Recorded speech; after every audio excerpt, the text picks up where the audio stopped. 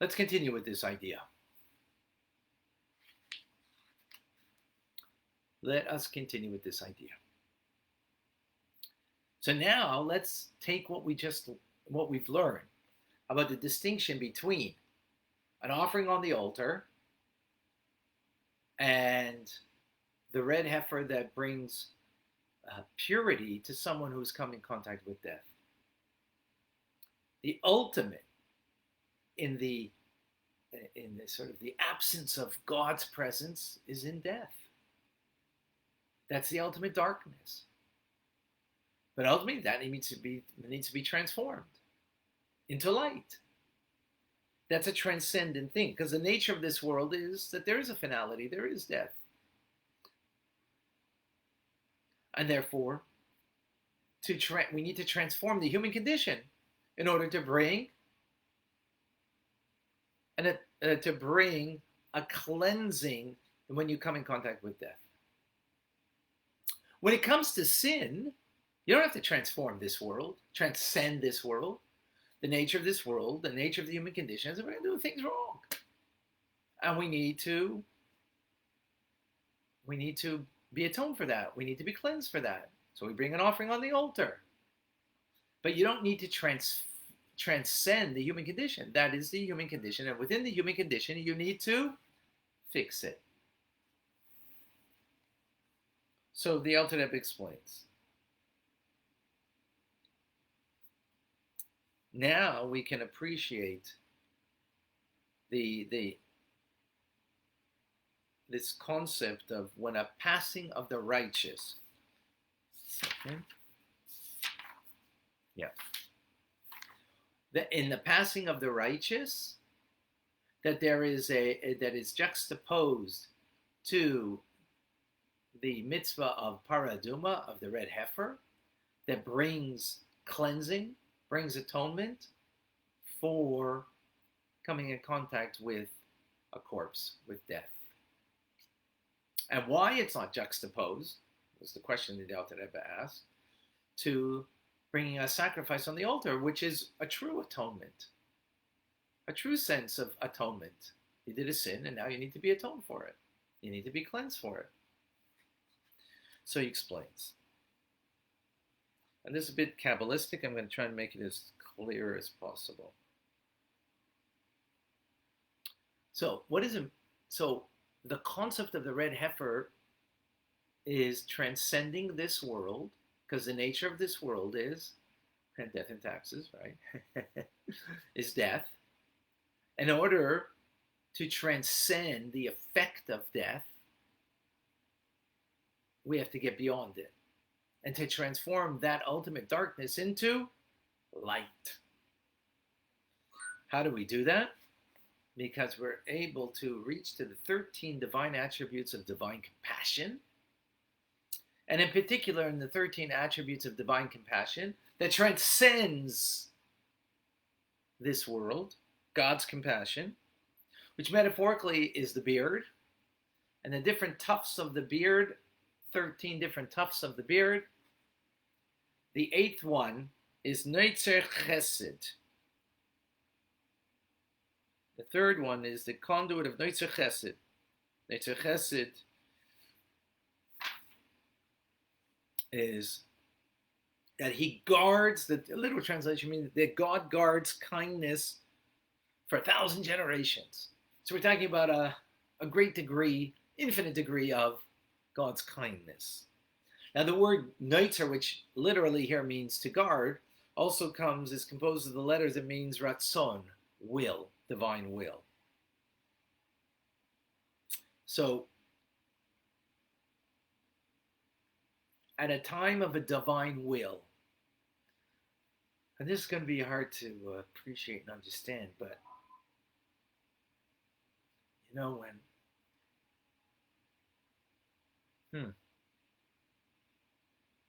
when does the divine will really manifest itself?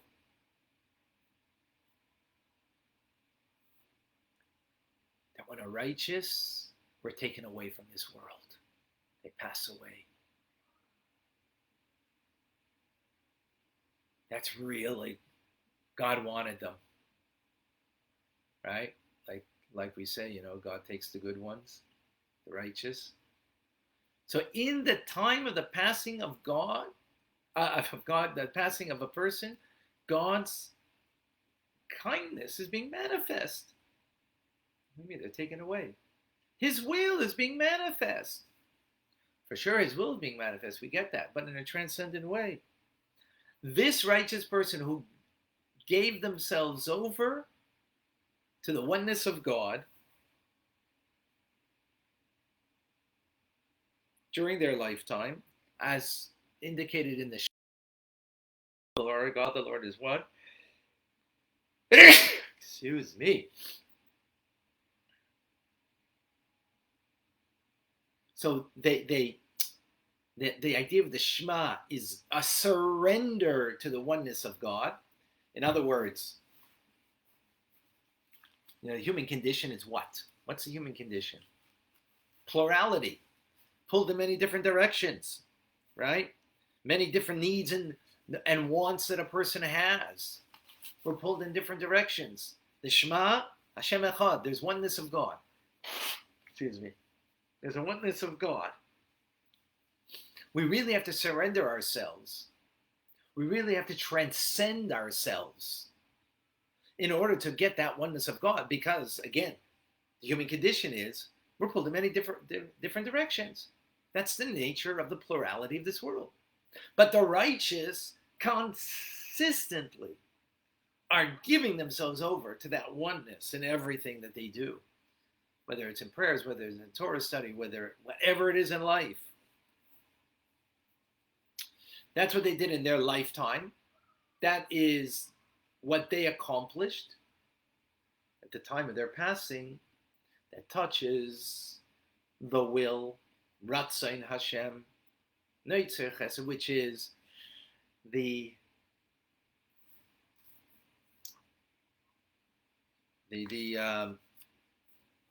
God's kindness that he guards in an infinite manner, and he illuminates the world with that divine will that is transcendent, because they served in such a transcendent way that then at the time of their passing, the world is illuminated with a transcendent light of God. What does that mean? How does that reflect itself? Something unique. That the generation is healed. The generation is brought to it a cleansing, an atonement for inadvertent sins and deliberate sins, even deliberate wrongdoings. That generation, in the time of the passing of the righteous, is brought to them. That's how great a righteous person is. That they can accomplish, because of the transcendent way they serve God in this world, that when they pass, just like the red heifer is a transcendent manner of taking the opposite of the ultimate thing, which is life, that you come in contact with death, that you can transform that into light. The righteous in their passing, they transform the people left behind, that their sins are whitewashed. Not just an inadvertent, even deliberate. As opposed to an offering on the altar for a sin offering is only for inadvertent sin, not for deliberate. Why? Because it doesn't transcend to the infinite of God in the cleansing that it brings. It's within Seder Yishtalshalis, within the order of things within the world, but only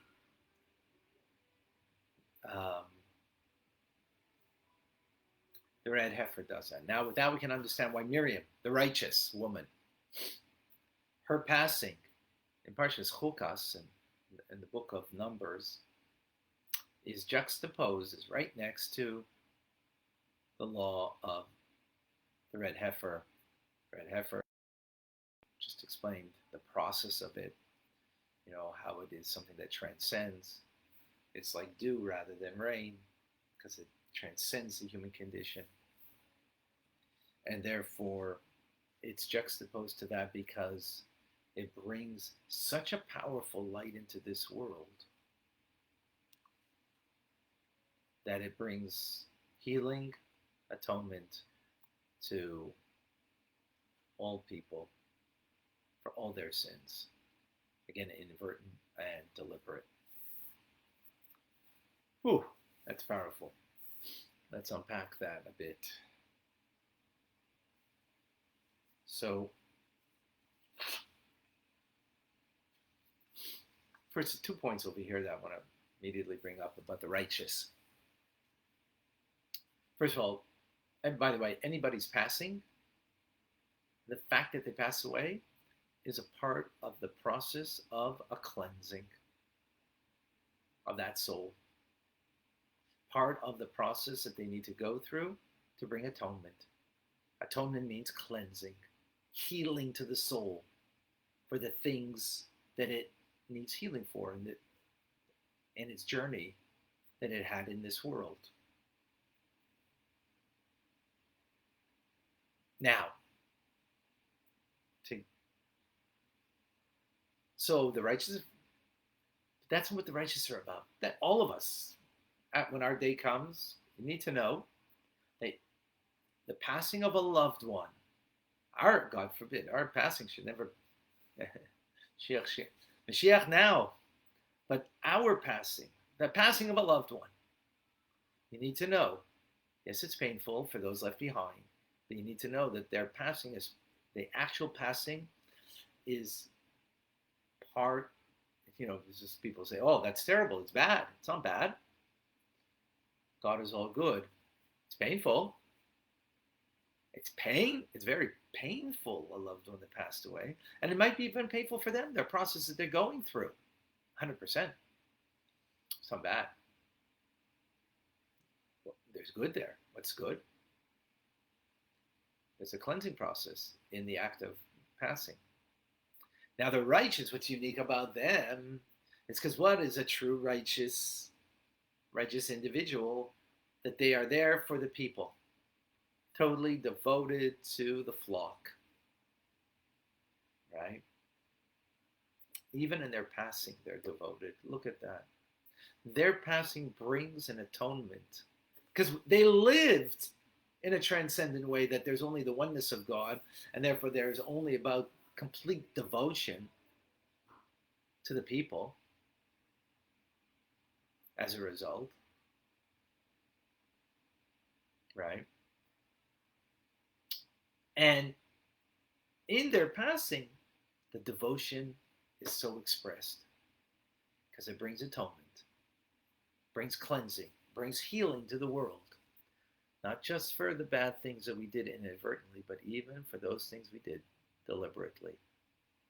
That's how powerful the righteous are. That's how powerful their lives were and what they bring. What they bring to this world. Whew. Just to think about that. Wow. All right, any questions, any comments? Please share with me. Let me take a look over here. On Facebook, we're on Instagram, we're on Clubhouse.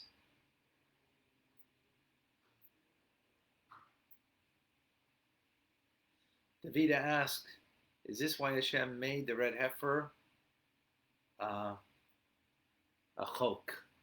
Yes, it's a chok, meaning that it's beyond our understanding. I mean, not because of this, but that's a part of it, yes. Davida, another question, is there a reason why there are only a certain number of righteous before Mashiach comes? Because that's what the world needs, is a certain amount, of righteous people. Remember, what does it mean to be righteous? What does it mean to be righteous? that you have complete mastery, not just of thought, speech, and action, which is something that is a Beinoni that we all need to strive for, but you have mastery over even your emotions. In other words, emotions in the gut, right? That a righteous has no, I just had some chocolate. I like chocolate. The righteous, Hashem Echad, there's only one God. There's only oneness of God. Chocolate. They only love God. They don't love chocolate. Right?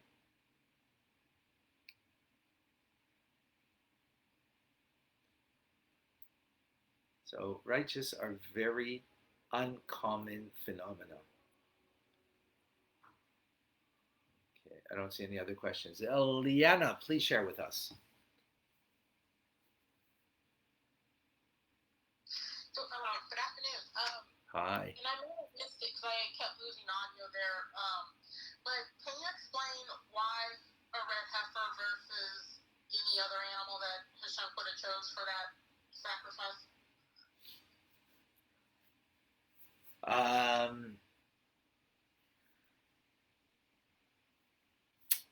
Yes.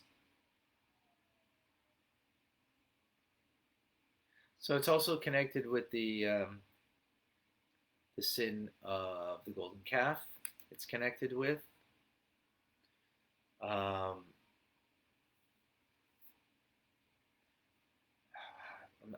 You know what? I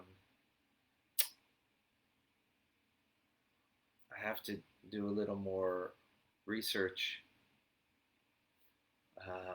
into,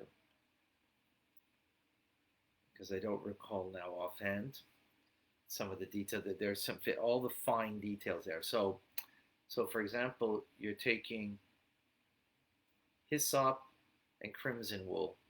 Hyssop that grows tall, crimson wool that is short. You're taking running water from the well, which is the water. So you're taking lofty and the lofty that become humble.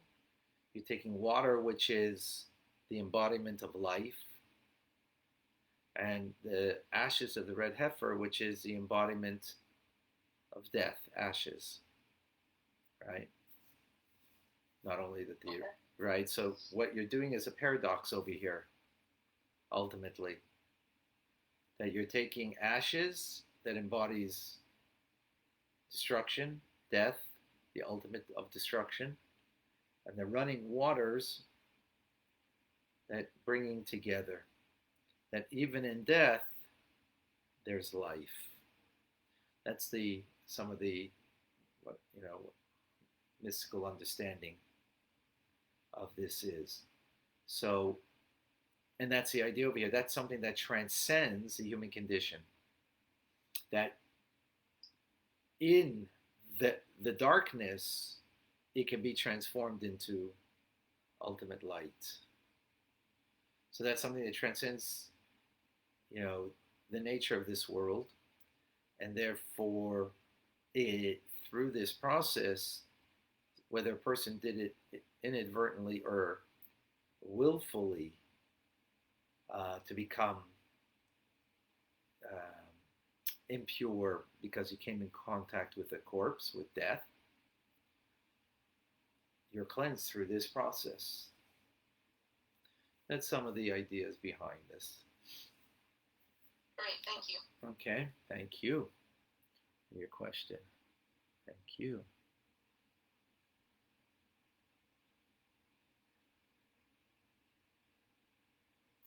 All right, any other questions? Davida, did I miss something?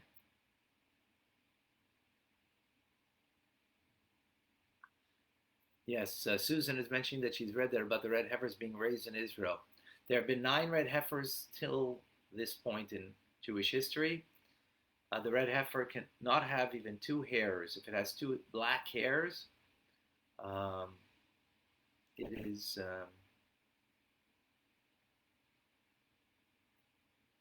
that has 2 black hairs, it's not valid.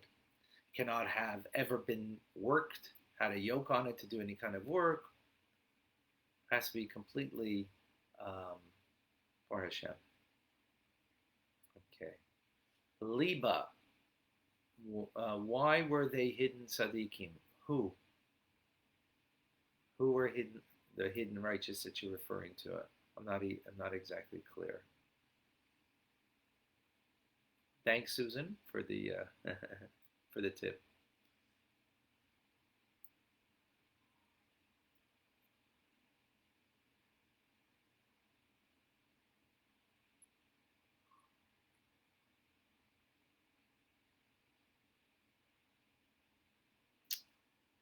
Okay. All right, folks. So I'm not clear. Okay, why are there hidden tzaddikim? So I think we've mentioned this before. You know, when we look at another human being, how do we look at them? Well, the Baal Shem Tov says, when you see ill in another human being, you know why you're seeing ill in them? Because it's a mirror image of you. Sometimes the only way God is going to get you to recognize some negativity within you is you see it in another. Now you might say, well, why does it have to be? Maybe I'm not seeing the negativity in the other. Maybe it's only in them. Why do you have to say it's in me? Because the only reason otherwise you would be able to see negativity in another is in order to help them. But if that's not what is emphasized by you, and what's emphasized by you is a negative about another, that means, you spot it, you got it, right? So on some level, you have it. It may not be the same degree as that person, but you've got it. Something of that nature. So, but the point I want to bring out of this is we see in others only what we are able to see of ourselves, ultimately, unless we transcend ourselves, get beyond ourselves. And that's what the Torah helps us to do.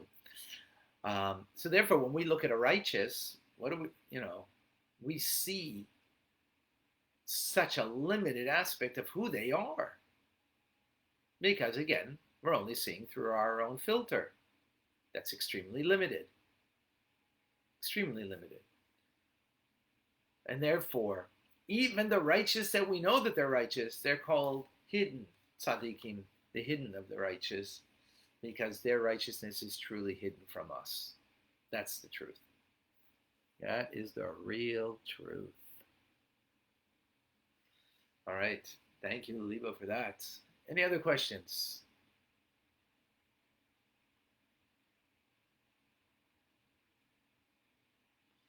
Liba, our holy books say that every generation, there's a minimum of more 70.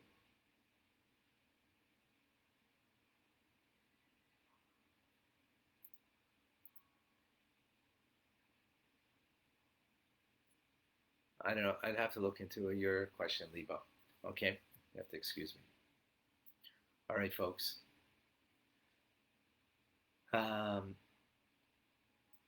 Everything being equal, I hope to give my class tonight at 6:30. Hopefully I'll be able to pull that off. That's the hope. I'll confirm that shortly. I'll put it up on Messenger. And I'll send out emails also. All right, for those I don't have your email, please send it to me, private message me, or whatever the case may be, so we can make sure we have your email. All right, folks.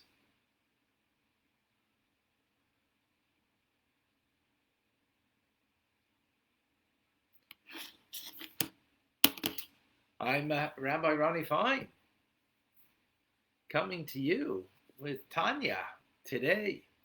It's a privilege and a pleasure to share with you, as we do every day. God bless you, and thank you. We will continue our conversation. Tomorrow it'll be at 9:30 in the morning, God willing.